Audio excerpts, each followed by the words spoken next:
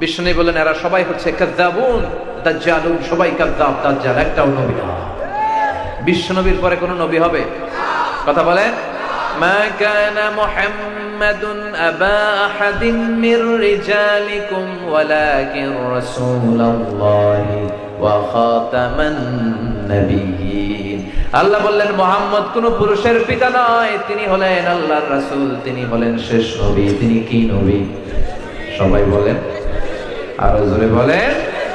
তিনি শেষ নবী। আমার নবীর পরে, আমার পেয়ারা নবীর পরে আর কোন নবী আছে নাকি? আমার নবীর পরে আর কোন রাসূল আছে নাকি? বিষ্ণু বলছেন লা নাবিয়্যা বা'দি ওয়ালা রাসূলা, আমার পরে কোন নবী নাই, আমার পরে কোন রাসূল নাই। তবে লাউ কানা বা'দি নাবিয়্যুন লাকানা উমর, আমার পরে নবী হওয়ার যোগ্যতা যদি কারো থেকে থাকে, আমার ওমরে ফারুকের ওই যোগ্যতা আছে। প্রভু তুমি বলেছো রাসূল দেবে না, বলনি দেবে না ওমর, বলনি দেবে না হামজা তারি, খালিদ বিজয়ী সমর। প্রভু তুমি বলেছো রাসূল দেবে না, বলনি দেবে না ওমর, বলনি দেবে না হামজা তারি, খালিদ বিজয়ী সমর। প্রভু তুমি বলেছো রাসূল দেবে না। সুবহানাল্লাহ পড়েন। বিষ্ণু বললেন আমার পরে নবী নাই, রাসূল নাই, তবে যদি কেউ নবী হতো ওমর নবী হতো। ঠিক কি না?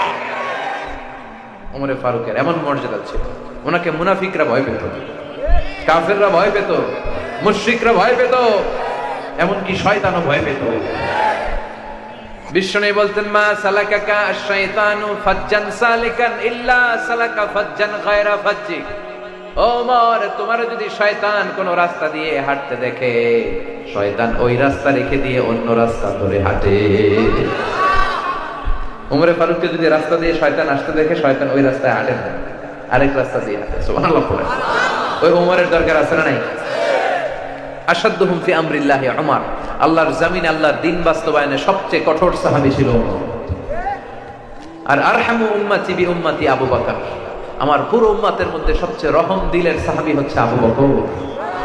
বিশ্বনবী একবার বললেন তোমরা কি জানো তোমাদের মধ্যে এমন এক সাহাবী আছে যে সাহাবীকে জান্নাতের 8টা দরজায় সেদিন ডাকবে আর বলবে আপনি আমার দরজা দিয়ে প্রবেশ করেন।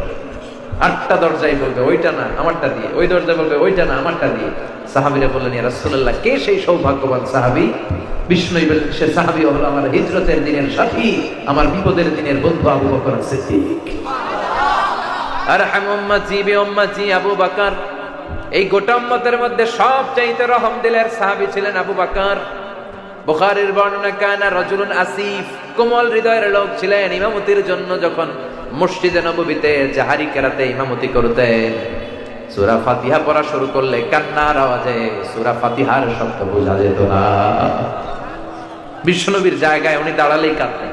নামাজ শুরু করলে ওনার মনে আসতো কাইফা আকুমু মাকাম রাসূলিল্লাহ, আমার নবী যেখানে দাঁড়িয়ে ইমামতি করেছে আমি এখানে দাঁড়িয়ে ইমামতিটা করব কেমন করে? শুধু কাঁদতেন, শুধু কাঁদতেন। নরম দিলের সাহাবী। আর তার বিপরীতে সাইয়েদনা ওমরে ফারুককে শক্ত বানিয়ে দিল কে? নরম শক্ত, দুইটার ভারসাম্যে ইসলাম। সুবহানাল্লাহ পড়েন। আমরা যখন নামাজের ইমামতি করি, বাংলাদেশের ইমাম সাহেবরা কিবলামুখী হয়ে দাঁড়ায় যখন একামত হয়, কিন্তু ওমরে ফারুক যখন মসজিদে নববীর মধ্যে ইমামতি করতেন কিবলামুখী হতেন না, তিনি মুসল্লিদের দিকে মুখ করে বসে থাকতেন। সুবহানাল্লাহ পড়েন। মুসল্লিদের দিকে মুখ করে দাঁড়ায় থাকতেন, হাতে থাকতো লাঠি। একামত চলতেছে, লাঠি দিয়ে এই সামনে আসো, এই পিছনে, এই সামনে, পিটায় পিটায় কাতার সোজা করে দিলেন। সুবহানাল্লাহ পড়েন। এখন আমরা কাতার সোজা করি না, কাতারে ফাঁকা রাখি, পায়ের সাথে পা মিলাই না। আল্লাহ বিষ্ণু বললেন পায়ের সাথে পা মিলাইলে তোমাদের হৃদয়গুলো মিলাই দিবে কে? আর পায়ে পা না মিলিয়ে যদি গ্যাপ রাখো, হৃদয়ের মধ্যেও গ্যাপ রাখবে কে? তার মানে খুরুজ মুদ্দাঈন নবুওয়া, অনেক ভণ্ড নবী দাবিদার বেরোবে। বিশ্বনবীর সময়েই বের হয়েছিল একজন, নাম মুসাইলামাতুল কাযযাব। এসে বলে মুহাম্মদ আর নবুওয়া নিসফুন লি ওয়া নিসফুন লাক, নবুয়ত পুরাটা তোমার না, অর্ধেক আমার অর্ধেক তোমার। কত বড় বেয়াদব! আমার অর্ধেক আমারে বুঝিয়ে দাও। বিশ্বনবী বলেন আনতা লাস্তা মুসাইলামা ফাকাত, তুমি তো শুধু মুসাইলামা না, আনতা মুসাইলামাতুল কাযযাব, তুই ভণ্ড মুসাইলামা, ভণ্ড, তুই ভণ্ড। সে বিশ্বনবীর মতো অ্যাক্টিং করতে চাইতো, বিশ্বনবীকে কপি করতে চাইতো, নকল করতে চাইতো। বিশ্বনবী কোন গাছের মধ্যে হাত লাগালে ওই গাছের ফল বাড়িয়ে দিত কে? তার এলাকায় সে বলতো আমিও নবী, সবাই বলে তাহলে আমাদের গাছে হাত দাও, ও গাছের মধ্যে হাত লাগালে ফল সব নষ্ট হয়ে পড়ে যেত। কপি করে লাভ হয়েছে? বিশ্বনবী কোন লোনা পানির কুয়ার মধ্যে অজুর পানি দিয়ে কুলি করে কুলি ফেললে লোনা পানির কুয়ারে মিঠা পানির কুয়া বানায় দিত কে? আর এই বেয়াদবটা মিঠা পানির কুয়ার মধ্যে কুলির পানি ফেললে এটারে লোনা বানায় দিত কে? সুবহানাল্লাহ কইবেন না? বিশ্বনবীর হাতে এত বরকত।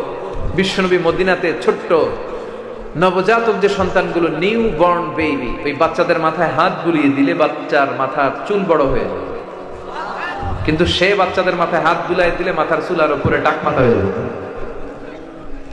বন্ড।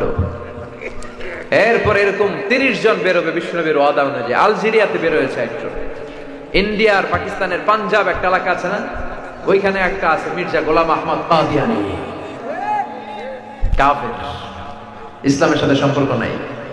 সে একবার দাবি করছে আমি আখিরি নবী, নাউজুবিল্লাহ পড়বেন না। এরপর দাবি করেছে আমি ইমাম মাহাদি। এরপর দাবি করছে আমি ঈসা আল মাসিহ। এই বেয়াদবটা টয়লেট করতে যায়, টয়লেটের টাঙ্কি ভাঙা গুয়ের টাঙ্কির ভিতরে বসছে, পয়রা 100 বছরের জমা থাকা গু খাইতে খাইতে খাইতে খাইতে শেষ। ফেরাউন খাইছে লোহিত সাগরের পানি, আর এই বেয়াদবটা খাইছে শত শত মানুষের পায়খানা। নবীরা পবিত্র, নবীরা যেখানে মারা যায় ওই জায়গাটাও পবিত্র, কিন্তু এইটা নবী দাবি করে মরছে কোন জায়গায়? কথা কন। খাইছে কি? হ্যাঁ, এখন এটারে উঠাবে কে? এর অনুসারীরা মেথর নিয়ে আসছে। বেনাপোলে মেথর চিনেন? মেথর ভাইরা এই কাজে হেল্প করে। তারা শিকল আর রশি এনে ওটারে বান দিয়া উঠানো শুরু করছে। এত ওজন টাইনা উঠাইতে পারে না, উঠাতে উঠাতে একেবারে উঠায় ধরবে, আবার তমাস করে পড়ে। আল্লাহকে জনমের ঘুঘা, কারণ বিশ্বনবীর সাথে বেয়াদবি করেছে। আমার নবীর পরে কেউ নবী হতে পারে না। এই মুসাইলামাতুল কাজ্জাব, তারপরে এই মির্জা গোলাম আহমদ কাদিয়ানের অনুসারীরা এখনো বাংলাদেশে আছে। এদেরকে রাষ্ট্রীয়ভাবে কাফের হিসেবে ঘোষণা দিতে হবে। এদের সাথে ইসলামের কোনো সম্পর্ক নাই। চিল্লায় বলো ঠিক কিনা? এই মুসলমানদের দেশে ইসলামের ট্যাগ লাগিয়ে কাদিয়ানীদের কোনো কার্যক্রম চলতে পারে না। এগুলো কাফের, এগুলো অমুসলিম। যারা বিশ্বনবীরে মানে না, এরা কালিমার অর্ধেকটাকে কেটে ফেলে দেয়। লা ইলাহা ইল্লাল্লাহ মুহাম্মাদুর। আপনি মুহাম্মদুর রাসূলুল্লাহ বাদ দিয়ে শুধু লা ইলাহা বললে মুমিন হবেন? এই শাহাদাতের বাণী পুরোটা না পড়লে মুমিন হওয়া যাবে? ঝিনুকের ভেতর লুকিয়ে থাকে যেমন মতি, ঝিনুকের ভেতর লুকিয়ে থাকে যেমন মতি, কালমা শাহাদাতে আছে আল্লাহর জ্যোতি, কালমা শাহাদাতে আছে আল্লাহর জ্যোতি। ঠিক কি না? এই কালেমাকে খণ্ডিত করে পড়ার অধিকার আল্লাহ কাউকে দেয় না। এজন্য এগুলো অমুসলিম, এগুলোর সাথে আমাদের সম্পর্ক। রাষ্ট্রীয়ভাবে সরকারের উচিত এদেরকে রাষ্ট্রীয় ঘোষণায় ফরমান জারি করে সার্কুলেশন করে অমুসলিম হিসেবে আখ্যায়িত করে ফেলা। এটা মুসলমানদের গণমানুষের দাবি। তার মানে দেখেন বিশ্বনবী যা যা বললেন তার প্রতিটা নমুনা আমাদের সমাজে আছে না নাই? ভণ্ড লোক আর বের হবে। বিশ্বনবী বললেন কাসরাতুল হারাজ, কিয়ামতের আগে হারাজ বেড়ে যাবে। সাহাবারা বললেন ওমাল হারাজ ইয়া রাসূলুল্লাহ, হে আল্লাহর রাসূল হারাজ কি? বিশ্বনবী বললেন হাদা হুয়াল হারাজ, হাদা হুয়াল হারাজ। কি বুঝলেন? হ্যাঁ, কি বুঝলেন? মারামারি, হত্যা, যুদ্ধ আছে না নাই? বিশ্বনবী বললেন কিয়ামতের একটা আলামত হলো কিয়ামতের আগ দিয়ে অনেক মানুষকে অন্যায় ভাবে নিহত করা হবে। তাদেরকে কেন মারা হলো হত্যাকারী নিজেও জানবে না। পোশাকি বাহিনী হাতে গুলি আছে, মেরা দিছে ঠুস, কেন মারছে জানে না, উপরে অর্ডার আছে না নাই? অর্ডার আসছে, মেরে দিলাম। কেন মারলাম আমি নিজেই জানি না। আচ্ছা, যারে মারলাম ও জানে না, ও জেনে মরতে পারলো না যে কেন আমি মরলাম। বিশ্বনবী বললেন কিয়ামতের আগে হত্যা বেড়ে যাবে, মারামারি বেড়ে যাবে, যুদ্ধ বেড়ে যাবে। এক আফগানিস্তানের যুদ্ধে লক্ষ লক্ষ মানুষ নাই, এক ইরাক যুদ্ধে হাজার হাজার মানুষ নাই, এক সিরিয়ার যুদ্ধে বাশার আল আসাদের নেতৃত্বে লক্ষ লক্ষ মানুষ প্রাণ হারিয়েছে।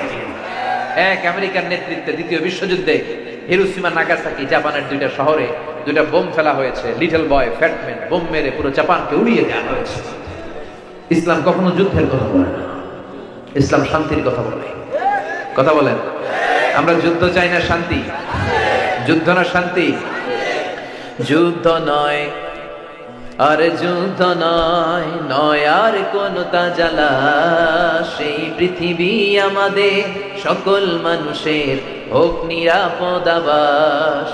এই পৃথিবী আমাদের সকল মানুষের হোক নিরাপদ আবাস। We don't want to see any war in the whole world. We don't want to see any war in the whole world. যুদ্ধ নয় আর যুদ্ধ নয়, নয় আর কোন তাজালা, সেই পৃথিবী আমাদের সকল মানুষের হোক নিরাপদ আবাস। সেই পৃথিবী আমাদের সকল মানুষের হোক নিরাপদ আবাস। We don't want to see any war in the whole world. চিল্লায় বলেন ঠিক কি না? আমরা গোটা বিশ্বে যুদ্ধ দেখতে চাই না, আমরা শান্তি চাই। কথা বলেন। কিন্তু অন্যায় ভাবে মানুষ হত্যার হিড়িক আমাদের সমাজে আছে না? বিশ্বনবী বলে গেলেন এই অন্যায় ভাবে হত্যা বেড়ে যাবে। এরপরে বিশ্বনবী বললেন দিয়াউল আমানা, কিয়ামতের আগে আমানতের খেয়ানত হবে। সাহাবীরা বললেন কাইফা ইদাআতুহা, ও নবী কিয়ামতের আগে কেমন করে আমানতের খেয়ানত হবে? বিশ্বনবী বললেন ইদা উসিদাল আমরু ইলা গায়রি আহলিহি ফান্তাযিরিস সাআ, যেই লোকটা যেই চেয়ারে বসার যোগ্য নয় তারে যখন ওই চেয়ারে বসিয়ে দেয়া হবে তখনই কিয়ামতের আলামত, আমানতের খেয়ানত শুরু হয়ে যাবে। যে যেটা পজিশন হোল্ড করার যোগ্যতা রাখবে। এখন কোরআন জানে না, হাদিস জানে না, কথা বলতে জানে না, এরা যদি প্রধান বক্তা বানান হবে? এটা কিয়ামতের আলামত না, এটা আমানতের খেয়ানত। মসজিদের সভাপতি নামাজ পড়ে না, এটা কিয়ামতের আলামত না?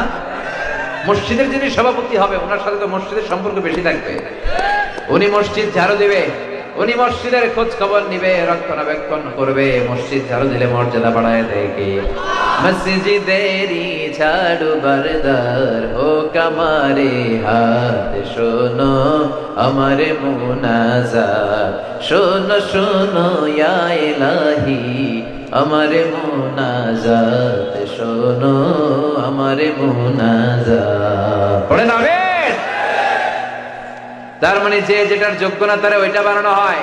শিক্ষক হওয়ার যোগ্যতা নাই কিন্তু শিক্ষক হয়ে যা আছে না নাই? বিসিএস এর ক্যাডার হওয়ার যোগ্যতা নাই, উপরের ফোনে বিসিএস এর চাকরি পেয়ে যায়, আছে না নাই? বেনাপোলে নাই, এলাকায় নাই। আহা, এগুলো কিয়ামতের আলামত।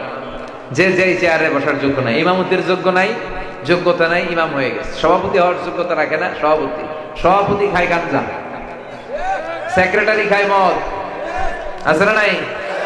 কিন্তু সে মসজিদের লিডিং দেয়। আহা, চেয়ারম্যান হওয়ার যোগ্যতা নাই, চেয়ারম্যান হয়েছে। এমপি হওয়ার যোগ্যতা নাই, এমপি হয়েছে। মন্ত্রী হওয়ার যোগ্যতা নাই, মন্ত্রী হয়, আছে না নাই? এগুলো কিয়ামতের আলামত। যে যেটার যোগ্য তাকে ওই চেয়ারে বসাতে হবে। চিল্লায় বলেন ঠিক কি না? ওয়াল্লাযীনা হুম লিআমানাতিহিম ওয়া আহাদিহিম রাউন, মুমিনের বৈশিষ্ট্য, মুমিন যদি প্রতিশ্রুতি দেয়, মুমিন তার প্রতিশ্রুতি রাখে। মুমিনের বৈশিষ্ট্য, মুমিন কখনো আমানতের খেয়ানত করে না। আমানত এটা অনেক বড় বিষয়। আমানতের খেয়ানত এটা মুনাফিকের আলামত। বিশ্বনবী কখনো কোনো আমানতের খেয়ানতকারী করে না, আমানতের হেফাজত করেছেন। চিল্লায় বলেন ঠিক কিনা? আপনার সম্পদ আছে, এই সম্পদ আপনার কাছে আমানত। আপনার সন্তান আপনার কাছে আমানত। আপনি মাদ্রাসার প্রিন্সিপাল, পুরো মাদ্রাসার প্রতিটা ইঞ্চি মাটি আপনার কাছে আমানত। আপনি খতিব, জুমার মসজিদটা আপনার কাছে আমানত। চেয়ারম্যান সাহেবের কাছে ইউনিয়ন পরিষদটা আমানত। এমপি সাহেব, মেম্বার অফ দ্য পার্লামেন্ট, তার পুরো নির্বাচনী এলাকাটা তার হাতে আমানত। এই নির্বাচনী এলাকায় যদি কোনো গাঞ্জার আসর বসে, এটার দায়ভার তিনি এড়াতে পারেন না। এলাকায় কোনো অন্যায় ধর্ষণ হলে এটার দায়ভার তিনি এড়াতে পারেন না। পুরো এলাকাটা তার কাছে আমানত। মন্ত্রী সাহেবের কাছে মন্ত্রণালয়টা আমানত। মাননীয় প্রধানমন্ত্রীর কাছে আমার পুরো লাল সবুজের পতাকাটা আমানত। এটা বিশাল বিষয়, ছোটখাটো কোনো বিষয় নয়। কিন্তু কিয়ামতের আগে বিশ্বনবী বললেন এই আমানতের খেয়ানত শুরু হয়ে যাবে। যে যেখানে বসার যোগ্য নয় তারে ওই চেয়ারে বসায় দেওয়া হবে, আছে না নাই? বাংলাদেশে অনেক শিশু বক্তা আছে, বেনাপোলে আসে নাই? হ্যাঁ, ভালো আসে তো। সে ছোট্ট একটা মানুষ, তার তো এখন পড়াশোনার বয়স। সে পড়াশোনা করবে, সে হেফজ করবে, সে আলেম হবে, সে মদিনা ইউনিভার্সিটিতে যাবে, সে আল আজহার ইউনিভার্সিটিতে যাবে, সে উচ্চতর ডিগ্রি গ্রহণ করবে, সে বিশ্লেষণ করার মতো ক্ষমতা রাখবে, সে সমাজের ইনকনসিস্টেন্সি অসঙ্গতি নিয়ে কথা বলবে। তার বয়সের দরকার আছে না নাই? তার পড়াশোনার দরকার আছে না নাই? তার ডিগ্রির দরকার আছে না নাই? তার চেয়ে বড় বড় জ্ঞানী প্রিন্সিপালরা বসে থাকে, খতিবরা বসে থাকে, সে পায়ের উপর পা তুলে ছোট বাচ্চা মুরব্বীদের মতো কথা বলে।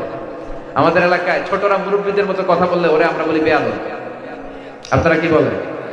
তো ওর তো জ্ঞানই হয় নাই, ওর তো পড়াশোনাটাই শেখা হয় নাই, ওর তো বিশ্লেষণ করার মতো যোগ্যতাই হয় না। ও কি বয়ান দিবে? ও সামান্য দাঁড়িয়ে 2 মিনিট কথা বলতে পারে, একটা হাদিসের অর্থ বলতে পারে, কেরাত করতে পারে, সবার কাছে দোয়া চাইতে পারে। সে প্রধান বক্তা হয়ে আসে, আর তারে দেখার জন্য লক্ষ লক্ষ মানুষ আসে। আমার মাহফিলে কি লোক হয়েছে, ছোট শিশু বক্তার দাওয়াত দিলে এটা ভাইঙ্গা মানুষ জাগায় দিতে পারবে। কথা কয় রফিক ভাই, আছে না নাই? এগুলো কিয়ামতের আলামত। যে যেই চেয়ারে বসার যোগ্য তাকে ওই চেয়ারে বসাতে হবে। চিল্লায় বলেন ঠিক কিনা? এরপরে বিশ্বনবী বললেন কিয়ামতের আরেকটা আলামত হলো তাতাউল ফিল বুনিয়ান। কিয়ামতের আগ দিয়ে লোকেরা বড় বড় বিল্ডিং আর টাওয়ার বানানোর প্রতিযোগিতা শুরু করে দিবে। আছে না নাই? ওর 5 তলা তো আমার করতে হবে 10 তলা, ওর 10 তলা আমার লাগবে 20 তলা, কিন্তু ও তাহাজ্জুদ পরে আমিও পড়ব। ওইটা নাই। কথা কন। বিশ্বনবী বললেন ওয়া আনতারাল হুফাতাল উরাতাল আলাতা রিয়াশা ইয়াতাতাওয়ালুনা ফিল বুনিয়ান। কিয়ামতের আগে তোমরা দেখবে পায়ে দেওয়ার মতো জুতা ছিল না, গায়ে দেওয়ার মতো জামা ড্রেস ছিল না, পেটে দেওয়ার মতো খাবার ছিল না। রাখাল ছাগল গরু পেলে বড় হয়েছে, এরা সমাজের বড় বড় শিল্পপতি হয়ে যাবে। সৌদি আরবে তাকায় দেখেন, টাওয়ার বানায়, Burj al Khalifa, Kingdom tower, Zamzam tower, Petronas twin tower, Shanghai tower, Eiffel tower, টাইপেটাং 10 টাওয়ার। আছে না নাই? টাওয়ার বানানোর প্রতিযোগিতা। কিয়ামতের ঝাঁকুনি যখন আল্লাহ দিবে, ইদা জুলজিলাতিল আরদু জিলজালাহা, ওই ধাক্কার প্রকম্পনের চোটে একটা টাওয়ারও টিকবে? কথা বলেন। তার মানে বিশ্বনবী কিয়ামতের আলামতের ব্যাপারে যতগুলো বর্ণনা দিলেন সবগুলার মিল আছে না নাই?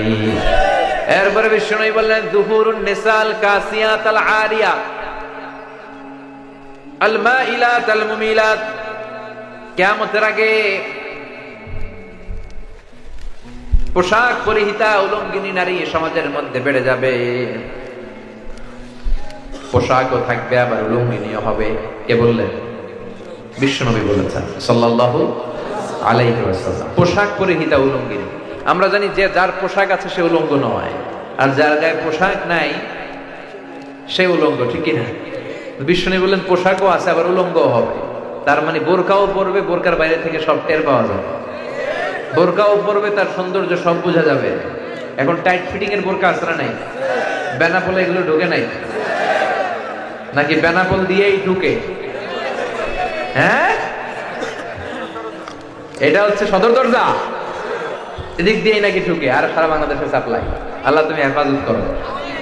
আমার মায়েরা বোনেরা, আপনারা নিশ্চয় আমাকে দেখছেন, শুনছেন। আপনাদের জামার ক্ষেত্রে 4টা মৌলিক নিয়ম।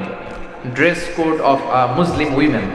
একজন মুসলিম নারীর ড্রেস কোড কি হবে? নাম্বার 1, আপনার পোশাক পাতলা হতে পারবে না। এখন মশারির চেয়েও পাতলা নারীর পোশাক আছে না নাই? আছি আমরা এখন জামানায়, লাজ শরম গেছে হারায়। পাতলা শাড়ির বাহার পাখি ড্রেস লেহেঙ্গা, পোশাক দেখে নারীর লাজে মরে যাই। হায় হায়, আছি আমরা এখন জামানায়, লাজ শরম গেছে হারায়। ঠিক কিনা? লাজ শরমের বালাই নাই। মশারি কি পাতলা, এর চেয়েও পাতলা আছে না নাই?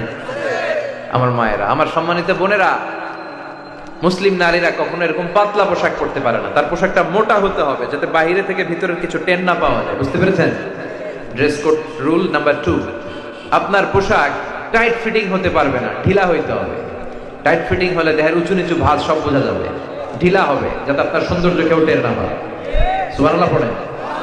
আল্লাহ কতটা নারীদের সেফটি, সিকিউরিটি এনশিওর করেছে। তাহলে পাতলা হতে পারবে না, ঢিলা ঢালা হতে হবে। নাম্বার 3, বিজাতিদের পোশাক হতে পারবে না, যেটা অন্য কোনো ধর্মের স্পেশাল সাইন বহন করে। আছে না নাই? এগুলো করা যাবে না। নাম্বার 3, পুরুষদের পোশাক নারীরা পরতে পারবে। এই 4টা ড্রেস কোড মেনটেন করে একটা নারী সালোয়ার পরতে পারবে, কামিজ পরতে পারবে, বোরকা পরতে পারবে, ওড়না পরতে পারবে, চাদর পরতে পারবে, একটা নারী শাড়ি পরতে পারবে, সবই পরতে পারবে। কিন্তু এই চারটা মৌলিক ড্রেস কোড সিস্টেম তাকে মেনে চলতে হবে। বিষ্ণু বললেন আল কাসিয়াত আল আরিয়াত আল মাইলাত আল মুমিলাত, কিয়ামতের আগে পোশাক পরিহিতা টাইট ফিটিং বোরকাওয়ালি কিছু নারী বের হবে। তারা নিজেরা নিজেদের সৌন্দর্য পুরুষদেরকে দেখাতে চাবে, নিজেরাও পুরুষদের প্রতি আকৃষ্ট হবে। লা ইয়াদখুলনাল জান্নাহ, তারা কখনো জান্নাতে প্রবেশ করবে না।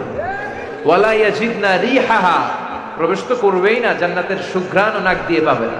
ওয়া ইন্না রিহাহা তুজাদু মিন মাসিরাতি 500 সানা, আর জান্নাতের সুঘ্রাণ 500 বছরের দূরের রাস্তা থেকেও নাকের মধ্যে টের পাওয়া যায়। জান্নাতে বসতে এখনো 500 বছরের রাস্তা বাকি। কয়শো বছর? এত দূরে থাকতেই জান্নাতের সুঘ্রাণ এসে আপনার নাকে ধাক্কা দিবে। এত দূর থেকে জান্নাতের স্মেল পাওয়া যায়, ঘ্রাণ পাওয়া যায়। ওই নারীগুলো জান্নাতে তো ঢুকবেই না, জান্নাতের ঘ্রাণও নাকে লাগবে না। যেই মায়েরা, যেই বোনেরা অশ্লীল পোশাক পরে অর্ধ উলঙ্গ হয়ে হাফ নেকেড হয়ে রাস্তায় ঘুরে বেড়ায়, এরা আকাশ থেকে নাজিল হয়েছে? এরা আমাদের কারো মা, কারো বোন, কারো মেয়ে, ঠিক কিনা? এজন্য বাবারা যারা এসেছেন মেয়েদেরকে হেজাব পরাবেন, শালীন পোশাক পরাবেন। রাজি আছেন? কথা কয় না? রাজি আছি সবাই? ভাইরা যারা এসেছো খালি ওয়াজ শুনলে হবে না, বোনদেরকে শালীন পোশাক পরাবা। বোনের সব আবদার মেনে নেওয়া যাবে না। বাবা যারা হয়েছেন মেয়ের সব আবদার রাখা যাবে না। ছোট বাচ্চারা, অল্প বয়স্করা এগুলো বুঝে না, এদেরকে বুঝাতে হবে যে হেজাব তোমার অহংকার, এটা তোমার অলংকার, এটা তোমার অধিকার, এটা তোমার আভিজাত্যের প্রতীক। কোথাও যেতে পারি না, এয়ারপোর্টে বসতে পারি না, কোথাও শত শত মানুষ আসে, নারী পুরুষ, এয়ারলাইন্সের অফিসার, সিকিউরিটি ডিপার্টমেন্টের লোক, পুলিশ ডিপার্টমেন্টের লোক, র্যাবের লোক, সিআইডির লোক আসতেই থাকে। ইয়াং ছেলেরা পাইলেই খালি ছবি তোলে, তাও সেলফি এমনি তোলে, আর আঙ্গুল দুইটা এমনি রাখে। আমি কি রে এটা কি স্টাইল? কয় গ্যাংনাম স্টাইল। আছে না নাই? এগুলো আসলেই কিয়ামতের আলামত। এরপরে মুরব্বীরা দেখবেন সমাজে অশ্লীল কিছু হতে দেখলে নারীরা হেজাব মেনটেন করতে চায় না। মুরব্বীরা এগুলো দেখলে পছন্দ করে না। ধার্মিক মুরব্বী যারা, তারা বলে এগুলো কিয়ামতের আলামত। আমি এমনও দেখেছি গরুর পা হওয়া দরকার 4টা, গরুর পা বেরোইছে 2টা, 2 পাওয়ালা গরু। এক মানুষ মাথা 2টা জয়েন্ট, আছে না নাই? এগুলো কিয়ামতের আলামত। এগুলো তো আমাদের দেখা, কিন্তু বিশ্বনবী কিয়ামতের আলামতের ব্যাপারে কি কি বললেন জানার দরকার আছে না নাই? আজকে আমরা কিয়ামতের আলামতের ব্যাপারে কিছু কথা শুনবো ইনশাআল্লাহ। পড়ে কিয়ামতের আলামত 2 ধরনের, চিল্লায় বলতে হবে কয় ধরনের? একটা ছোট আলামত, একটা বড় আলামত। একটা কি আর একটা বড়। আশরাতুস সাআ আস-সুগরা ছোট আলামত, আশরাতুস সাআ আল কুবরা বড় আলামত। কিয়ামতের বড় আলামত 10টি। বেনাপুলের ভাইয়েরা কয়টি? 10টি। এই 10টি আলামতের একটাও সমাজে দেখা যায় না, আলহামদুলিল্লাহ বলেন।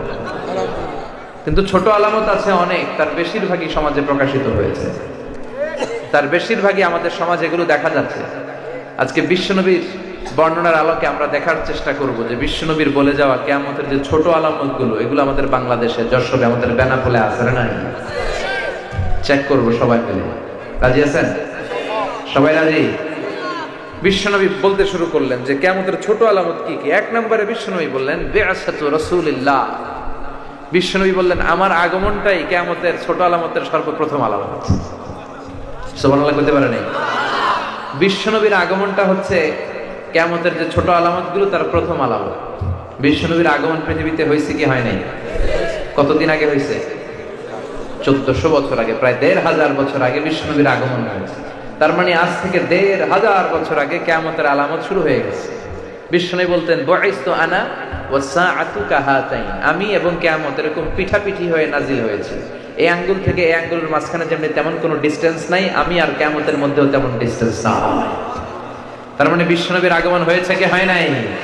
এরা হতে হেলে দুলে নুরানি তনু কে আসে হায়, সারা দুনিয়ার হেরে মেরে পর্দা খুলে খুলে যায়, সে যে আমার কমলিওয়ালা কমলিওয়ালা।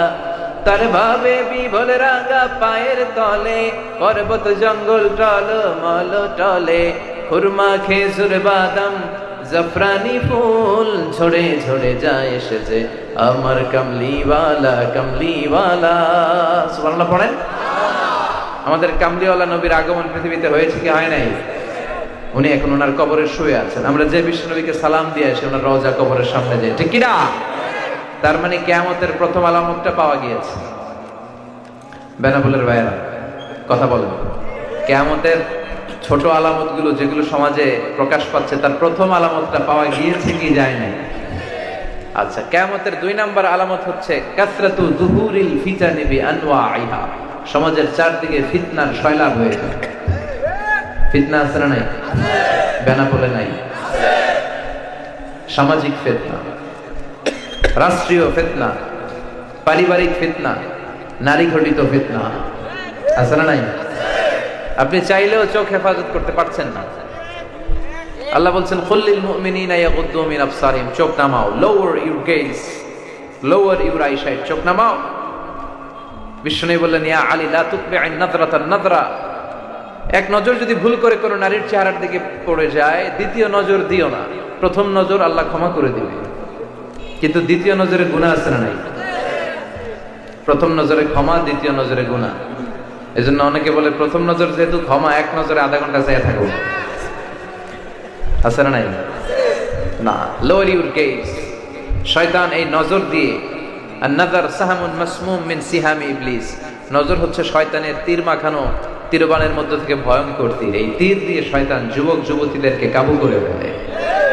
এখন সমাজে এই নজরের হেফাজত নাই। কথা বলেন, প্রত্যেক ইয়াং ছেলেদের গার্লফ্রেন্ড আছে না নাই? ইয়াং মেয়েদের বয়ফ্রেন্ড আছে না নাই? তোমাদেরও আছে নাকি এগুলা? হ্যাঁ, কথা কয় না, সবগুলার আছে। ক্লাস 5 থেকেই নাকি এখন শুরু হয়ে যায়, ক্লাসে ভাগাভাগি হয় কার কোনটা, কার কোনটা, মানে কে কার বন্ধু, কে কার গার্লফ্রেন্ড, কে কার বয়ফ্রেন্ড, সব ভাগযোগ। যেটার বয়ফ্রেন্ড নাই, গার্লফ্রেন্ড নাই, কই তুই আনসোশাল, তুই ব্যাকডেটেড, তোর এই জামানায় মানায় না, তুই আতেল। কথা কর। এইটারে গার্লফ্রেন্ড বয়ফ্রেন্ড, এটার আবার সংক্ষিপ্ত করছে জিএফ আর বিএফ। কি বানাইছে? জিএফ আর বিএফ। তো এগুলো ফিতনা নয়? কথা বলেন। আজ থেকে 20 বছর আগে জিএফ বিএফ এগুলো ছিল? ক্রাশ খাওয়া ছিল? ক্রাশ খাওয়া বুঝেন? ইয়াং পোলাপানরা বুঝে ভালো। এগুলো ছিল না, এগুলো ফিতনা। বিশ্বনবী বলেছেন কিয়ামতের আগে জ্বলন্ত আগুনের অঙ্গার কয়লা হাতে রাখা সহজ হয়ে যাবে, কিন্তু ঈমান নিয়ে বাঁচাটা কঠিন হয়ে যাবে। আমি চাইলেও পারছি না। আমি ডানে তাকালে ফিতনা, আমি চোখ হেফাজত করার জন্য বায়ে তাকাই ফিতনা, নিচে তাকাই ফিতনা, উপরে তাকাই দেখি অশ্লীল বিলবোর্ড। আছে না নাই? আমি সরকারি জব করি, আমি হক হালাল মেনটেন করতে চাই, ঘুষ খেতে চাই না, তারপরেও পারি না।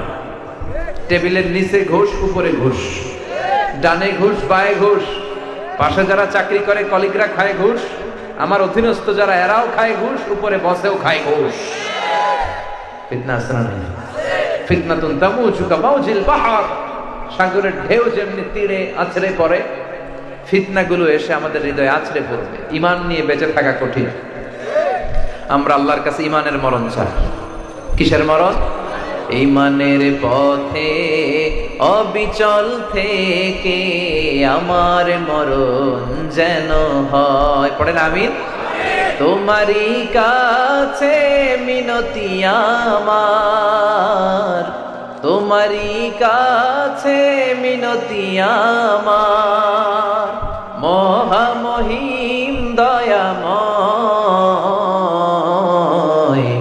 ঈমানের পথে অবিচল থেকে আমার মরণ যেন হয়। পড়ে না রে, ঈমান নিয়ে বেঁচে থাকাটা কঠিন হয়েছে।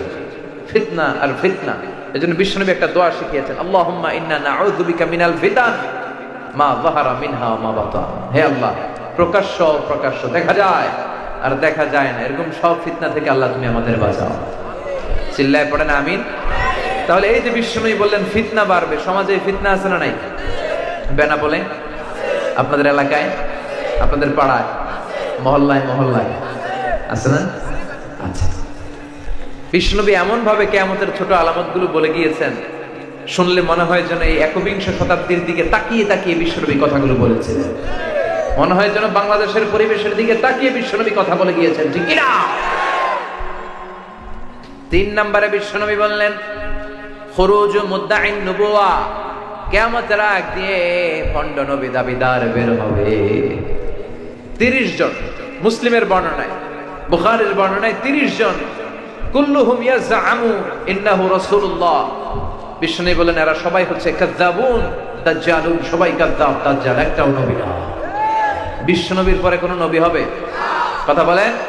মা কানা মুহাম্মাদুন আবা আহাদিন মির রিজালিকুম ওয়ালাকিন রাসূলুল্লাহি ওয়া খাতামান নাবিয়্যিন।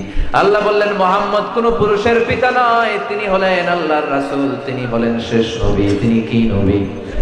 সবাই বলেন, আরো জোরে বলেন। তিনি শেষ নবী। আমার নবীর পরে, আমার পেয়ারা নবীর পরে আর কোন নবী আছে নাকি? আমার নবীর পরে আর কোন রাসূল আছে নাকি? বিষ্ণু বলছেন লা নাবিয়্যা বা'দি ওয়ালা রাসূলা। আমার পরে কোন নবী নাই, আমার পরে কোন রাসূল নাই। তবে লাউ কানা বা'দি নাবিয়্যুন লাকানা উমর। আমার পরে নবী হওয়ার যোগ্যতা যদি কারো থেকে থাকে, আমার ওমরে ফারুকের ওই যোগ্যতা আছে। প্রভু তুমি বলেছ রাসূল দেবে না, বলনি দেবে না ওমর, বলনি দেবে না হামজা তারিক, খালিদ বিজয়ী সমর। প্রভু তুমি বলেছ রাসূল দেবে না, বলনি দেবে না ওমর, বলনি দেবে না হামজা তারিক, খালিদ বিজয়ী সমর। প্রভু তুমি বলেছ রাসূল দেবে না। সুবহানাল্লাহ পড়েন। বিষ্ণু বললেন আমার পরে নবী নাই, রাসূল নাই, তবে যদি কেউ নবী হতো ওমর নবী হতো। ঠিক কি না? ওমরে ফারুকের এমন মর্যাদা ছিল, ওনাকে মুনাফিকরা ভয় পেত, কাফেররা ভয় পেত, মুশরিকরা ভয় পেত, এমনকি শয়তানও ভয় পেত। বিষ্ণু বলতেন মা সালাকাকা আশ-শাইতানু ফাজ্জান সালিকান ইল্লা সালাকা ফাজ্জান গায়রা ফাজ্জিক। ওমর, তোমার যদি শয়তান কোন রাস্তা দিয়ে হাঁটতে দেখে, শয়তান ওই রাস্তা রেখে দিয়ে অন্য রাস্তা ধরে হাঁটে। ওমরে ফারুককে যদি রাস্তা দিয়ে শয়তান আসতে দেখে, শয়তান ওই রাস্তায় হাঁটে না, আরেক রাস্তা দিয়ে হাঁটে। সুবহানাল্লাহ পড়ে। ওই ওমরের দরকার আছে না নাই? আশাদ্দুহুম ফি আমরিল্লাহি উমর। আল্লাহর জমিনে আল্লাহর দ্বীন বাস্তবায়নে সবচেয়ে কঠোর সাহাবী ছিল ওমর। আর আরহামু উম্মতি বি উম্মতি আবু বকর। আমার পুরো উম্মতের মধ্যে সবচেয়ে রহম দিলের সাহাবী হচ্ছে আবু বকর। বিশ্বনবী একবার বললেন তোমরা কি জানো তোমাদের মধ্যে এমন এক সাহাবী আছে যে সাহাবীকে জান্নাতের 8টা দরজায় সেদিন ডাকবে আর বলবে আপনি আমার দরজা দিয়ে প্রবেশ করেন। 8টা দরজায় বলবে ওইটা না আমারটা দিয়ে, ওই দরজা বলবে ওইটা না আমারটা দিয়ে। সাহাবীরা বললেন ইয়া রাসূলুল্লাহ কে সেই সৌভাগ্যবান সাহাবী? বিষ্ণু বললেন সে সাহাবী হলো আমার হিজরতের দিনের সাথী, আমার বিপদের দিনের বন্ধু আবু বকর সিদ্দিক। আরহামু উম্মতি বি উম্মতি আবু বকর। এই গোটা উম্মতের মধ্যে সবচাইতে রহম দিলের সাহাবী ছিলেন আবু বকর। বুখারীর বর্ণনা কানা রাজুলুন আসিফ, কোমল হৃদয়ের লোক ছিলেন। ইমামতির জন্য যখন মসজিদে নববীতে জাহারি কেরাতে ইমামতি করতেন, সূরা ফাতিহা পড়া শুরু করলে কান্নার আওয়াজে সূরা ফাতিহার শব্দ বোঝা যেত না। বিশ্বনবীর জায়গায় উনি দাঁড়ালেই কাঁদতেন। নামাজ শুরু করলে ওনার মনে আসতো কাইফা আকুমু মাকাম রাসূলিল্লাহ, আমার নবী যেখানে দাঁড়িয়ে ইমামতি করেছে আমি এখানে দাঁড়িয়ে ইমামতিটা করব কেমন করে। শুধু কাঁদতেন, শুধু কাঁদতেন। নরম দিলের সাহাবী। আর তার বিপরীতে সাইয়েদনা ওমর ফারুককে শক্ত বানায় দিল কে? নরম শক্ত, দুইটার ভারসাম্য ইসলাম। সুবহানাল্লাহ পড়েন।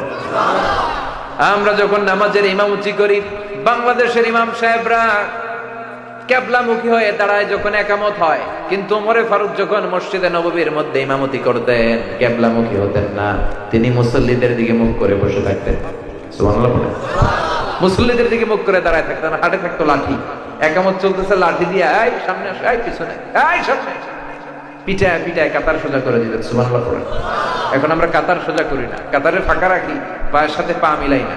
আল্লাহ বিষ্ণু বললেন পায়ের সাথে পা মিলাইলে তোমাদের হৃদয়গুলো মিলাই দিবে কে? আর পায়ে পা না মিলিয়ে যদি গ্যাপ রাখো, হৃদয়ের মধ্যেও গ্যাপ রাখবে কে? তার মানে খুরুজ মুদ্দাঈন নবুওয়া, অনেক ভণ্ড নবী দাবিদার বেরোবে। বিশ্বনবীর সময়েই বের হয়েছিল একজন, নাম মুসাইলামাতুল কাযযাব। এসে বলে মুহাম্মদ আর নবুওয়া নিসফুন লি ওয়া নিসফুন লাক, নবুয়ত পুরাটা তোমার না, অর্ধেক আমার অর্ধেক তোমার। কত বড় বেয়াদব! আমার অর্ধেক আমারে বুঝিয়ে দাও। বিশ্বনবী বলেন আনতা লাস্তা মুসাইলামা ফাকাত, তুমি তো শুধু মুসাইলামা না, আনতা মুসাইলামাতুল কাযযাব, তুই ভণ্ড মুসাইলামা, ভণ্ড, তুই ভণ্ড। সে বিশ্বনবীর মতো অ্যাক্টিং করতে চাইতো। বিশ্বনবীকে কপি করতে চাইতো, নকল করতে চাইতো। বিশ্বনবী কোন গাছের মধ্যে হাত লাগালে ওই গাছের ফল বাড়িয়ে দিত কে? তার এলাকায় সে বলতো আমিও নবী। সবাই বলে তাহলে আমাদের গাছে হাত দাও। ও গাছের মধ্যে হাত লাগালে ফল সব নষ্ট হয়ে পড়ে যেত। কপি করে লাভ হয়েছে? বিশ্বনবী কোন লোনা পানির কুয়ার মধ্যে অজুর পানি দিয়ে কুলি করে কুলি ফেললে লোনা পানির কুয়ারে মিঠা পানির কুয়া বানায় দিত কে? আর এই বেয়াদবটা মিঠা পানির কুয়ার মধ্যে কুলির পানি ফেললে এটারে লোনা বানায় দিত কে? সুবহানাল্লাহ বলবেন না? বিশ্বনবীর হাতে এত বরকত। বিশ্বনবী মদিনাতে ছোট্ট নবজাতক যে সন্তানগুলো, নিউ বর্ন বেবি, ওই বাচ্চাদের মাথায় হাত বুলিয়ে দিলে বাচ্চার মাথার চুল বড় হয়ে যেত।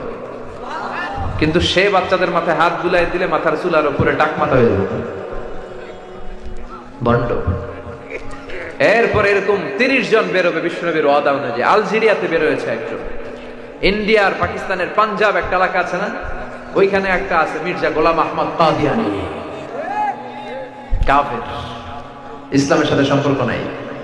সে একবার দাবি করছে আমি আখিরি নবী, নাউজুবিল্লাহ পড়বেন না। এরপর দাবি করেছে আমি ইমাম মাহাদি। এরপর দাবি করছে আমি ঈসা আল মাসিহ। এই বেয়াদবটা টয়লেট করতে যাইয়া টয়লেটের টাঙ্কি ভাঙ্গা গুয়ের টাঙ্কির ভিতরে বসছে। পইরা 100 বছরের জমা থাকা গু খাইতে খাইতে খাইতে খাইতে শেষ। ফেরাউন খাইছে লোহিত সাগরের পানি, আর এই বেয়াদবটা খাইছে শত শত মানুষের পায়খানা। নবীরা পবিত্র, নবীরা যেখানে মারা যায় ওই জায়গাটাও পবিত্র, কিন্তু এইটা নবী দাবি কইরা মরছে কোন জায়গায়? কথা কন। খাইছে কি? হ্যাঁ, এখন এটারে উঠাবে কে? এর অনুসারীরা মেথর নিয়ে আসছে। বেনাপোলে মেথর চিনেন? মেথর ভাইরা এই কাজে হেল্প করে। তারা শিকল আর রশি এনে ওটারে বান দিয়া উঠানো শুরু করছে। এত ওজন টাইনা উঠাইতে পারে না। উঠাতে উঠাতে একেবারে উঠায় ধরবে, আবার থমাস করে পড়ে। আল্লাহকে জনমের ঘুঘা, কারণ বিশ্বনবীর সাথে বেয়াদবি করেছে। আমার নবীর পরে কেউ নবী হতে পারে না। এই মুসাইলামাতুল কাজ্জাব, তারপরে এই মির্জা গোলাম আহমদ কাদিয়ানের অনুসারীরা এখনো বাংলাদেশে আছে। এদেরকে রাষ্ট্রীয়ভাবে কাফের হিসেবে ঘোষণা দিতে হবে। এদের সাথে ইসলামের কোনো সম্পর্ক নাই। চিল্লায় বলো ঠিক কিনা? এই মুসলমানদের দেশে ইসলামের ট্যাগ লাগিয়ে কাদিয়ানীদের কোনো কার্যক্রম চলতে পারে না। এগুলো কাফের, এগুলো অমুসলিম। যারা বিশ্বনবীরে মানে না, এরা কালিমার অর্ধেকটাকে কেটে ফেলে দেয়। লা ইলাহা ইল্লাল্লাহ মুহাম্মাদুর। আপনি মুহাম্মদ রাসূলুল্লাহ বাদ দিয়ে শুধু লা ইলাহা বললে মুমিন হবেন? এই শাহাদাতের বাণী পুরোটা না পড়লে মুমিন হওয়া যাবে? ঝিনুকের ভেতর লুকিয়ে থাকে যেমন মতি, ঝিনুকের ভেতর লুকিয়ে থাকে যেমন মতি, কালমা শাহাদাতে আছে আল্লাহর জ্যোতি, কালমা শাহাদাতে আছে আল্লাহর জ্যোতি। ঠিক কি না? এই কালেমাকে খণ্ডিত করে পড়ার অধিকার আল্লাহ কাউরে দেয় না। এজন্য এগুলো অমুসলিম। এগুলোর সাথে আমাদের সম্পর্ক রাষ্ট্রীয়ভাবে সরকারের উচিত এদেরকে রাষ্ট্রীয় ঘোষণায় ফরমান জারি করে সার্কুলেশন করে অমুসলিম হিসেবে আখ্যায়িত করে ফেলা। এটা মুসলমানদের গণমানুষের দাবি। তার মানে দেখেন বিশ্বনবী যা যা বললেন তার প্রতিটা নমুনা আমাদের সমাজে আছে না নাই? ভণ্ড লোক আর বের হবে। বিশ্বনবী বললেন কাসরাতুল হারাজ, কিয়ামতের আগে হারাজ বেড়ে যাবে। সাহাবারা বললেন ওমাল হারাজ ইয়া রাসূলুল্লাহ, হে আল্লাহর রাসূল হারাজ কি? বিশ্বনবী বললেন হাদা হুয়াল হারাজ, হাদা হুয়াল হারাজ। কি বুঝলেন? হ্যাঁ, কি বুঝলেন? মারামারি, হত্যা, যুদ্ধ আছে না নাই? বিশ্বনবী বললেন কিয়ামতের একটা আলামত হলো কিয়ামতের আগ দিয়ে অনেক মানুষকে অন্যায় ভাবে নিহত করা হবে। তাদেরকে কেন মারা হলো হত্যাকারী নিজেও জানবে না। পোশাকি বাহিনী হাতে গুলি আছে, মেরা দিছে ঠুস, কেন মারছে জানে না। উপরে রড়া আছে না নাই? অর্ডার আসছে, মেরে দিলাম। কেন মারলাম আমি নিজেই জানি না। আচ্ছা, যারে মারলাম ও জানে না, ও জেনে মরতে পারলাম না যে কেন আমি মরলাম। বিশ্বনবী বললেন কিয়ামতের আগে হত্যা বেড়ে যাবে, মারামারি বেড়ে যাবে, যুদ্ধ বেড়ে যাবে। এক আফগানিস্তানের যুদ্ধে লক্ষ লক্ষ মানুষ নাই, এক ইরাক যুদ্ধে হাজার হাজার মানুষ নাই, এক সিরিয়ার যুদ্ধে বাশার আল আসাদের নেতৃত্বে লক্ষ লক্ষ মানুষ প্রাণ হারিয়েছে।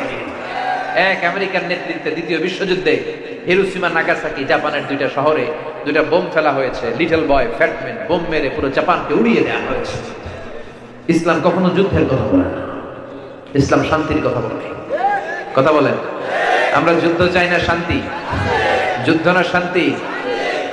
যুদ্ধ নয় আর যুদ্ধ নয়, নয় আর কোন তাজালা, সেই পৃথিবী আমাদের সকল মানুষের হোক নিরাপদ আবাস।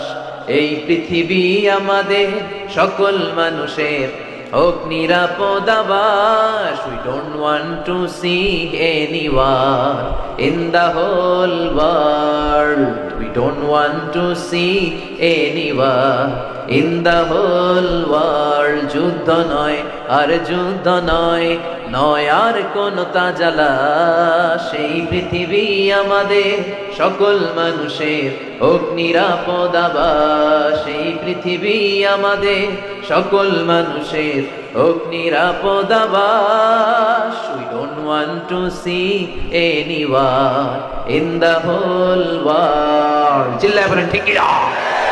আমরা গোটা বিশ্বে যুদ্ধ দেখতে চাই না, আমরা শান্তি চাই। কথা বলেন। কিন্তু অন্যায় ভাবে মানুষ হত্যার হিড়িক আমাদের সমাজে আছে না? বিশ্বনবী বলে গেলেন এই অন্যায় ভাবে হত্যা বেড়ে যাবে। এরপরে বিশ্বনবী বললেন দিয়াউল আমানা, কিয়ামতের আগে আমানতের খেয়ানত হবে। সাহাবীরা বললেন কাইফা ইদাআতুহা, ও নবী কিয়ামতের আগে কেমন করে আমানতের খেয়ানত হবে? বিশ্বনবী বললেন ইদা উসিদাল আমরু ইলা গায়রি আহলিহি ফান্তাযিরিস সাআ, যেই লোকটা যেই চেয়ারে বসার যোগ্য নয় তারে যখন ওই চেয়ারে বসিয়ে দেয়া হবে তখনই কিয়ামতের আলামত, আমানতের খেয়ানত শুরু হয়ে যাবে। যে যেটা পজিশন হোল্ড করার যোগ্যতা রাখে না, এখন কোরআন জানে না, হাদিস জানে না, কথা বলতে জানে না, এরা যদি প্রধান বক্তা বানান হবে? কিয়ামতের আলামত না, এটা আমানতের খেয়ানত। মসজিদের সভাপতি নামাজ পড়ে না, এটা কিয়ামতের আলামত না? মসজিদের যিনি সভাপতি হবে ওনার সাথে তো মসজিদের সম্পর্ক বেশি থাকবে। উনি মসজিদ ঝাড়ু দিবে, উনি মসজিদের খোঁজ খবর নিবে, রক্ষণাবেক্ষণ করবে। মসজিদ ঝাড়ু দিলে মর্যাদা বাড়ায় দেয় কে? মসজিদেরি ঝাড়ু বারদার হোক আমারে হাত, শোনো আমারে মুনাজাত, শোনো শোনো ইয়া ইলাহি আমারে মুনাজাত, শোনো আমারে মুনাজাত। পড়ে না? তার মানে যে যেটার যোগ্য না তারা ওইটা বানানো হয়।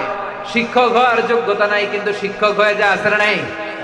বিসিএস এর ক্যাডার হওয়ার যোগ্যতা নাই, উপরের ফোনে বিসিএস এর চাকরি পেয়ে যায় আসলে নাই।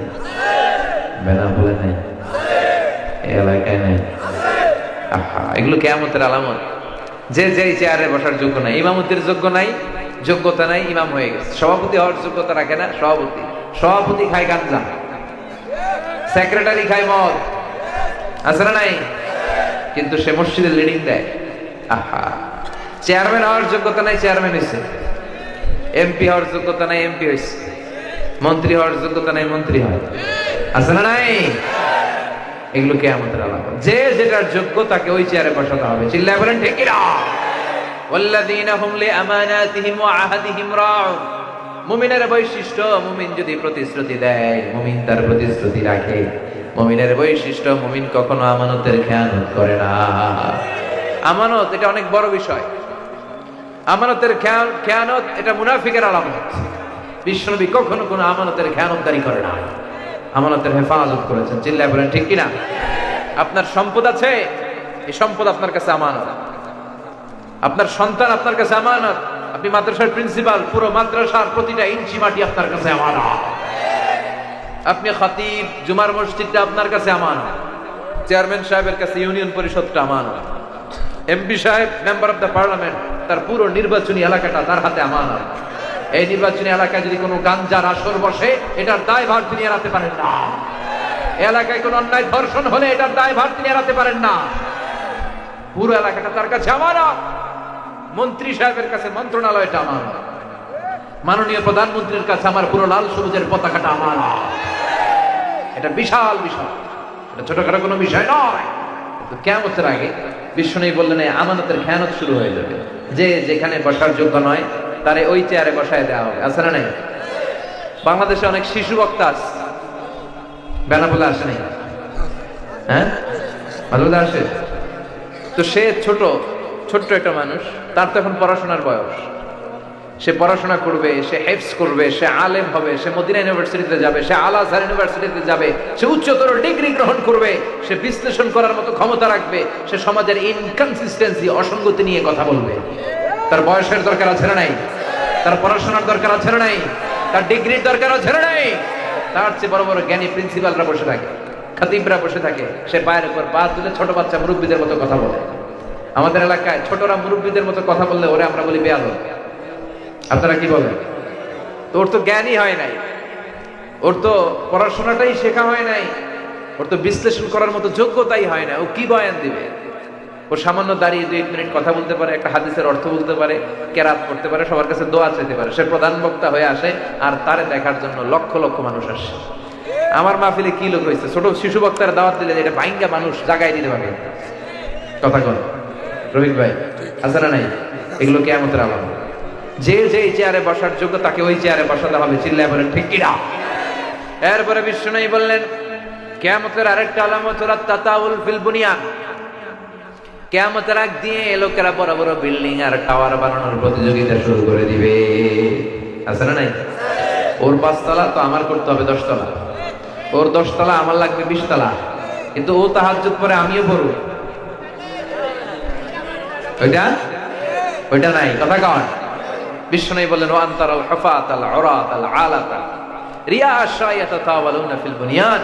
কিয়ামতের আগে তোমরা দেখবে পায়ে দেওয়ার মতো জুতা ছিল না, গায়ে দেওয়ার মতো জামা ড্রেস ছিল না, পেটে দেওয়ার মতো খাবার ছিল না। রাখাল ছাগল গরু পেলে বড় হয়েছে, এরা সমাজের বড় বড় শিল্পপতি হয়ে যাবে। সৌদি আরবে তাকায় দেখেন, টাওয়ার বানায়, Burj al Khalifa, Kingdom tower, Zamzam tower, Petronas twin tower, Shanghai tower, Eiffel tower, টাইপেটাং 10 টাওয়ার। আছে না নাই? টাওয়ার বানানোর প্রতিযোগিতা। কিয়ামতের ঝাঁকুনি যখন আল্লাহ দিবে, ইদা জুলজিলাতিল আরদু জিলজালাহা, ওই ধাক্কার প্রকম্পনের চোটে একটা টাওয়ারও টিকবে? কথা বলেন। তার মানে বিশ্বনবী কিয়ামতের আলামতের ব্যাপারে যতগুলো বর্ণনা দিলেন সবগুলোর মিল আছে না নাই? এরপরে বিশ্বনবী বললেন যুহুরুন নিসাল কাসিয়াতাল আরিয়াত আল মাইলাত আল মুমিলাত। কিয়ামতের আগে পোশাক পরিহিতা উলঙ্গিনী নারী সমাজের মধ্যে বেড়ে যাবে। পোশাকও থাকবে আবার উলঙ্গিনীও হবে। কে বললেন? বিশ্বনবী বলেছেন সাল্লাল্লাহু আলাইহি ওয়াসাল্লাম। পোশাক পরিহিতা উলঙ্গিনী। আমরা জানি যে যার পোশাক আছে সে উলঙ্গ নয়, আর যার গায়ে পোশাক নাই সে উলঙ্গ, ঠিক কিনা? বিশ্বনবী বললেন পোশাকও আছে আবার উলঙ্গও হবে। তার মানে বোরকাও পরবে, বোরকার বাইরে থেকে সব টের পাওয়া যাবে। বোরকাও পরবে, তার সৌন্দর্য সব বোঝা যাবে। এখন টাইট ফিটিং এর বোরকা আসরা নাই, বেনাপোলে এগুলো ঢুকে নাই, নাকি বেনাপোল দিয়েই ঢুকে? হ্যাঁ, এটা হচ্ছে সদর দরজা, এদিক দিয়েই নাকি ঢুকে, আর সারা বাংলাদেশে সাপ্লাই। আল্লাহ তুমি হেফাজত করো। আমার মায়েরা বোনেরা, আপনারা নিশ্চয়ই আমাকে দেখছেন শুনছেন, আপনাদের জামার ক্ষেত্রে 4টা মৌলিক নিয়ম। Dress code of Muslim women. একজন মুসলিম নারীর ড্রেস কোড কি হবে? নাম্বার 1, আপনার পোশাক পাতলা হতে পারবে না। এখন মশারির চেয়েও পাতলা নারীর পোশাক আছে না নাই? আছি আমরা এখন জামানায়, লাজ শরম গেছে হারায়। পাতলা শাড়ির বাহার পাখি, ড্রেস লেহেঙ্গা, পোশাক দেখে নারীর লাজে মরে যাই। হাই হাই, আছি আমরা এখন জামানায়, লাজ শরম গেছে হারায়। ঠিক কিনা? লাজ শরমের বালাই নাই। মশারি কি পাতলা, এর চেয়েও পাতলা আছে না নাই? আমার মায়েরা, আমার সম্মানিত বোনেরা, মুসলিম নারীরা কখনো এরকম পাতলা পোশাক পরতে পারে না। তার পোশাকটা মোটা হতে হবে, যাতে বাইরে থেকে ভিতরের কিছু টেন না পাওয়া যায়। বুঝতে পেরেছেন? ড্রেস কোড রুল নাম্বার 2, আপনার পোশাক টাইট ফিটিং হতে পারবে না, ঢিলা হইতে হবে। টাইট ফিটিং হলে দেহের উঁচু নিচু ভাঁজ সব বোঝা যাবে। ঢিলা হবে যাতে আপনার সৌন্দর্য কেউ টের না পায়। সুবহানাল্লাহ পড়েন। আল্লাহ কতটা নারীদের সেফটি, সিকিউরিটি এনশিওর করেছে। তাহলে পাতলা হতে পারবে না, ঢিলা ঢালা হতে হবে। নাম্বার 3, বিজাতিদের পোশাক হতে পারবে না, যেটা অন্য কোনো ধর্মের স্পেশাল সাইন বহন করে। আছে না নাই? এগুলো করা যাবে না। নাম্বার 3, পুরুষদের পোশাক নারীরা পরতে পারবে। এই 4টা ড্রেস কোড মেনটেন করে একটা নারী সালোয়ার পরতে পারবে, কামিজ পরতে পারবে, বোরকা পরতে পারবে, ওড়না পরতে পারবে, চাদর পরতে পারবে, একটা নারী শাড়ি পরতে পারবে, সবই পরতে পারবে। কিন্তু এই চারটা মৌলিক ড্রেস কোড সিস্টেম তাকে মেনে চলতে হবে। বিষ্ণু বললেন আল কাসিয়াত আল আরিয়াত আল মাইলাত আল মুমিলাত, কিয়ামতের আগে পোশাক পরিহিতা টাইট ফিটিং বোরকাওয়ালি কিছু নারী বের হবে, তারা নিজেরা নিজেদের সৌন্দর্য পুরুষদেরকে দেখাতে চাবে, নিজেরাও পুরুষদের প্রতি আকৃষ্ট হবে। লা ইয়াদখুলনাল জান্নাহ, তারা কখনো জান্নাতে প্রবেশ করবে না। ওয়ালা ইয়াজিদনা রিহাহা, প্রবেশ তো করবেই না, জান্নাতের সুঘ্রাণও নাক দিয়ে পাবে না। ওয়া ইন্না রিহাহা তুজাদু মিন মাসিরাতি 500 সানা, আর জান্নাতের সুঘ্রাণ 500 বছরের দূরের রাস্তা থেকেও নাকের মধ্যে টের পাওয়া যায়। জান্নাতে পৌঁছতে এখনো 500 বছরের রাস্তা বাকি। কয়শো বছর? এত দূরে থাকতেই জান্নাতের সুঘ্রাণ এসে আপনার নাকে ধাক্কা দিবে। এত দূর থেকে জান্নাতের স্মেল পাওয়া যায়, ঘ্রাণ পাওয়া যায়। ওই নারীগুলো জান্নাতে তো ঢুকবেই না, জান্নাতের ঘ্রাণও নাকে লাগবে না। যেই মায়েরা, যেই বোনেরা অশ্লীল পোশাক পরে অর্ধ উলঙ্গ হয়ে হাফ নেকেড হয়ে রাস্তায় ঘুরে বেড়ায়, এরা আকাশ থেকে নাজিল হয়েছে? এরা আমাদের কারো মা, কারো বোন, কারো মেয়ে, ঠিক কিনা? এজন্য বাবারা যারা এসেছেন মেয়েদেরকে হেজাব পরাবেন, শালীন পোশাক পরাবেন। রাজি আছেন? কথা কয় না? রাজি আছি সবাই? ভাইরা যারা এসেছো খালি ওয়াজ শুনলে হবে না, বোনদেরকে শালীন পোশাক পরাবা। বোনের সব আবদার মেনে নেওয়া যাবে না।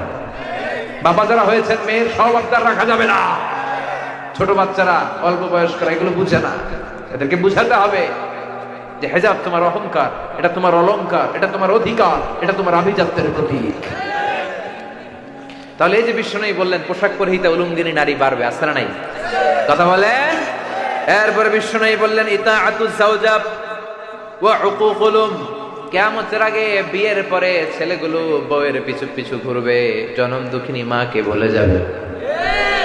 বেনা বলে নাই, সব দিবে না বলবে। ঘটনাটা কি? হ্যাঁ, আমি কোন রকম ছুটাইতে চাই, ছুটেই না। এরা কয় আছে সদর দরজা। আহা, বিয়ের পরে মারে ভুলে যায়। যেই মা 10 মাস 10 দিন গর্ভ ধারণ করলো, আপনার জন্য সব করলো, বাবার চেয়ে মায়ের মর্যাদা কয়গুণ বেশি। হামালাতহু উম্মুহু, বাবা পেটে ধরে নাই, ধরছে কে? ওয়াহানান আলা ওয়াহান, 8 মাস 9 মাস বাবা কষ্ট সহ্য করে নাই, পেটে করছে কে? ফিসালুহু ফি আমাইন, 2 বছর দুধ বাবা খাওয়াইছে নাকি মা? এজন্য আল্লাহ বলে খবরদার, 3 কারণে মায়ের মর্যাদা বেশি। হামালাতহু উম্মুহু, বাবা পেটে ধরে নাই, পেটে ধরেছে মা। ওয়াহানান আলা ওয়াহান, পেটের জ্বালা বাবা সহ্য করে নাই, করেছে মা। ফিসালুহু ফি আমাইন, 2 বছর বাবা দুধ খাওয়ায়নি, দুধ খাওয়ালো মা। মায়ের এক ধার দুধের দাম কাটিয়া গায়ের চাম, বাপস বানাইলেও ঋণের শোধ হবে না। এমন দরদি ভাবে কেউ হবে না আমার মা গো, ঠিক কিনা? কৃষ্ণ বলে লাউ কাতা'তা জিলদাক, তোমার গায়ের চামড়া কেটে যদি মায়ের পায়ের জুতা বানিয়ে দাও, তাহলে দুধ যে খেয়েছো ছোটবেলা, এক ঢোক দুধের শোধ আদায় হবে না। আমার আর আপনার মা আমাকে আর আপনাকে জন্ম দিতে যে কি পরিমাণে কষ্ট সহ্য করেছে, এটা মাই বলতে পারবে। মায়ের পেটে যখন ছিলাম কি কষ্ট দিয়েছিলাম মনে আছে কিছু? কথা কন, আমাদের স্মৃতিতে কি এটা আছে? আমাদের বয়স যখন 2-3 সর্বোচ্চ, আমরা তখনকার স্মৃতি হাতরে অতটুকু যেতে পারি, কিন্তু তার আগে কি কষ্ট দিয়েছিলাম, পেশাব পায়খানা করে যে মায়ের বুক ভিজিয়েছি, জামা ভিজিয়েছি, এগুলো মনে আছে কারো? পেটের ভেতরে থেকে যে মায়ের পেটে লাথি মেরেছি, মায়ের কলিজায় যে গুঁতো মেরেছি, কিছু খেলা আছে? যেদিন আমরা ডেলিভারি হব আমার মায়ের কতটুকু কষ্ট হয়েছে শোনো। চিকিৎসা বিজ্ঞানীরা বলে একজন সুস্থ মানুষ 45 ইউনিট পেইন, ব্যথা একসাথে সহ্য করতে পারে। ব্যথার সিভিয়ারনেস, তীব্রতা যদি এর চেয়ে বেড়ে যায়, হয় লোকটা মরে যাবে, নয় বেহুশ হবে। আমাকে আর আপনাকে, আমার আর আপনার মা নর্মাল প্রসেসে ডেলিভারি দিতে, যে এখানে ছোট বাচ্চা কাচ্চা যারা আছে তোমরা 2-1 সিজারিয়ান বেবি হতে পারে, কিন্তু বাকি আমরা সবাই কিভাবে আসছি? নর্মাল প্রসেসে, ঠিক কিনা? নর্মাল প্রসেসে একটা বাচ্চা ডেলিভারি করতে একটা মায়ের যে কি কষ্ট হয়, চিকিৎসা বিজ্ঞান বলে সেটা 57 ইউনিট প্লাস ব্যথা ছাড়িয়ে যায়। আমাদের দেহে প্রত্যেকের 206টা করে হাড্ডি, হার্ট। কোন সড়ক দুর্ঘটনায়, কোন অ্যাক্সিডেন্টে আপনার দেহের 20টা হাড্ডি একসাথে টাস টাস করে ভেঙে গেলে যত ব্যথা, ওই ডেলিভারির দিন আমার মায়ের চেয়ে বেশি ব্যথা সহ্য করেছে। আমরা যদি আমাদের দেহের চামড়া দিয়ে জুতা বানাই দিই, এক ঢোক দুধের শোধ আদায় হবে না। ওই ডেলিভারির দিনের যে কষ্টটা দিয়েছিলাম সেটাও শোধ দিতে হবে না। চিল্লায় বলেন ঠিক কিনা? এজন্য বিষ্ণু বললেন, খবরদার, মায়ের দোয়া আগে কবুল হয়ে যায় কার কাছে? গোটা পৃথিবীর সব আল্লাহর ওলিরা মিলে যদি এক গ্লাস পানির মধ্যে ফু দেয়, আর আমার মা যদি বিসমিল্লাহ বলে আমার মাথার মধ্যে হাত বুলিয়ে দেয়, মায়ের দোয়াটা কবুল করবে কে?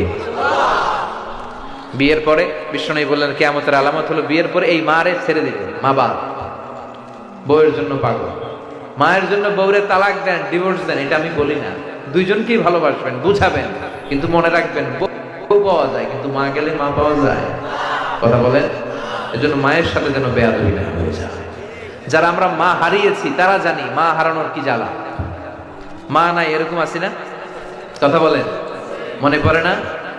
যখন রাত্রি নিঝুম এই চোখে ঘুম, একলা শূন্য ঘরে, তোমায় মনে পড়ে মাগো, তোমায় মনে পড়ে, জানি তোমার দোয়া পেলে উঠব সকল বাধা ঠেলে, জানি তোমার দোয়া আমার পড়ছে মাথায় ঝরে, তোমায় মনে পড়ে মাগো, তোমায় মনে পড়ে, যখন রাত্রি নিঝুম এই চোখে ঘুম, একলা শূন্য ঘরে, তোমায় মনে পড়ে মাগো, তোমায় মনে পড়ে। ঠিক কি না? যাদের মা নাই তারা জানে মা না থাকার কি জ্বালা। বিষ্ণু বললেন, কিয়ামতের আগে মারে ভুলে যাবে, বউর পিছনে দৌড়াবে। এরকম ছেলে পেলে এলাকায় নাই? আছে? খবরদার, মায়ের মনে কষ্ট দিও। মায়ের মনে কষ্ট দিলে সব বাদ। তুমি নামাজি হতে পারো, কপালের সেজদা দিয়ে দাগ ফেলতে পারো, হজ করে নামের আগে আলহাজ লাগাতে পারো, কিন্তু মা যদি বদদোয়া করে কোনোটাই কাজে আসবে না। এজন্য মায়ের দোয়া নেওয়ার দরকার আছে না নাই? মায়ের সাথে যদি আমরা বেয়াদবি করে থাকি তাহলে আজকে রাতেই যে মায়ের কাছে ক্ষমা চাবো। রাজি আছি সবাই? এরপরে বিষ্ণু বললেন, যুখরুফাতুল মাসাজিদ ওয়াত তাবাহি বিহা, কিয়ামতের আগ দিয়ে লোকজন মসজিদ নিয়ে বড়াই শুরু করে দিবে। কয় তোদের মসজিদ ছোট, অঙ্গটা বড়, এরকম আছে না নাই? এই মসজিদে মুসল্লি বেশি, আমাদের মসজিদে মুসল্লি কম। কেমন করে মুসল্লি বাড়ানো যায় ওই চিন্তা নাই। কই তোগোটা 3 তলা, অঙ্গটা করো 4 তলা। তোদেরটা বাংলাদেশি টাইলস দিয়ে করা, আমাদেরটা উজবেকিস্তান থেকে টাইলস দিয়ে আয়না করে। আছে না নাই? মসজিদ নিয়ে বাড়াবাড়ি শুরু হবে সমাজে, আছে না নাই? এখন বাংলাদেশের মসজিদগুলো টাইলস হয়েছে, টাইলস ছাড়া তুমি মসজিদই খুঁজে পাই না। সব মসজিদ টাইলস, সব মসজিদ টাইলস, অধিকাংশ মসজিদে এয়ার কন্ডিশন। বিশ্বনবীর মসজিদে নববীটা যখন তিনি বানিয়েছিলেন, ওয়াকানা, বুখারীর বর্ণনা, ওয়াকানা সাকফুল মসজিদি জারিদুন নাখাল, বিশ্বনবীর মসজিদে নববীর ছাদ ছিল খেজুর পাতার ছাউনির ছাদ। বিশ্বনবীর মসজিদের ফ্লোর ছিল বালুর ফ্লোর। বৃষ্টি হলে ঝরঝর করে কাদা আর প্যাক হয়ে যেত। ওই কাদার উপরে বিশ্বনবী রুকু সেজদা দিয়ে নামাজ শুরু করে দিতেন। এক সাহাবী বলে, রাআইতু রাসূলুল্লাহ ইয়াসজুদু ফিল মাই ওয়াত তিন, আমি বিশ্বনবীরে দেখেছি বৃষ্টির কারণে মসজিদের মধ্যে কাদা, কাদার মাটির উপরে বিশ্বনবী সেজদা দিয়েছে। আবার বিশ্বনবী নামাজ শেষ করে সাহাবীদের দিকে যখন ঘুরে বসেছেন, রাআইতু আসারাত তিনি ফি জাবাহাতিহি, আমি বিশ্বনবীর কপাল মোবারকের নাকের মধ্যে বালুয়ার মাটি লেগে থাকতে দেখেছি। এটা ছিল বিশ্বনবীর মসজিদে নববী, যেখানে টাইলস ছিল না, যেখানে বিউটিফিকেশন ছিল না, যেখানে লাইটিং ফাইটিং ছিল না, যেখানে এয়ার কন্ডিশন ছিল না, ছিল শুধু আল্লাহর ভয় আর তাকওয়া। এখন আমাদের হৃদয়ে আল্লাহর ভয় নাই। কথা বলেন, হৃদয়ে থাকতে হবে একজনের ভয়, তিনি কে? চিল্লায় বলেন কে? যাদের হৃদয়ে আছে আল্লাহর ভয়, তারা কবু পথ ভুলে যায় না। আল্লাহর প্রেম ছাড়া এই দুনিয়ায় কারো কাছে কোনো কিছু চায় না। রাতের আধারে যারা সেজদাতে রয়, দু চোখের শ্রুতে নদী যেন বয়, ছলনার হাতছানি যতই আসুক পেছনে ফিরেও সে তাকায় না। যাদের হৃদয়ে আছে আল্লাহর ভয়, তারা কবু পথ ভুলে যায় না। আল্লাহর প্রেম ছাড়া এই দুনিয়ায় কারো কাছে কোনো কিছু চায় না। ঠিক কি না? অন্তরে ভয় থাকতে হবে একজনের, তিনি কে? এজন্য মসজিদ নিয়ে দলাদলি করবেন। কথা বলেন, মসজিদ নিয়ে দলাদলি করা যাবে? এরপরে বিশ্বনবী বললেন ইয়াতাকারাবুজ জামান তাতাকারাবুল আসওয়াক, কিয়ামতের আগে সময়ের বরকত কমে যাবে। 1 বছর মনে হবে 1 মাস, 1 মাস মনে হবে 1 সপ্তাহ, 1 সপ্তাহকে মনে হবে 1 দিনের মতো। এই মাহফিলটা কয় বছর ধরে? 4 বছর। গত বছর এখানেই করছিলেন রফিক ভাই? কারা কারা আসছিলেন গত বছর?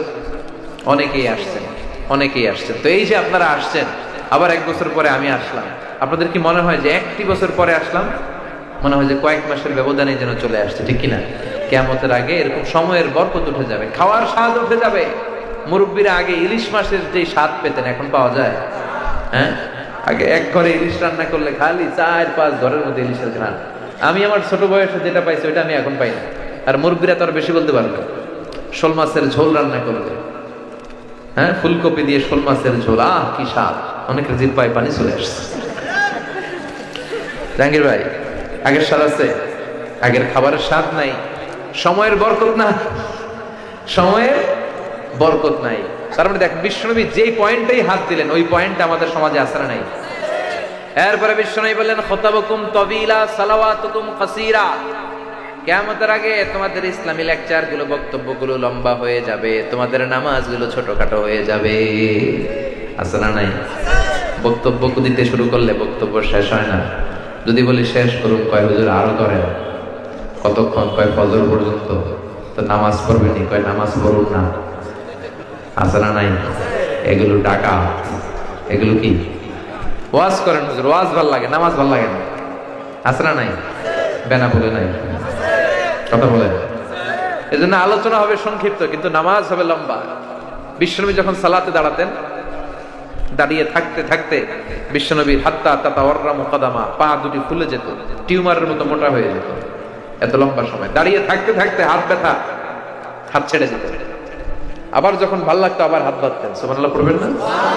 সাহাবারা যখন মরুভূমিতে নামাজ পড়তেন, মরুভূমির পাখিগুলো এসে সাহাবাদের মাথায় এসে বসে যেত, কারণ পাখিগুলো মনে করতো এগুলো মরুভূমির খেজুর গাছ।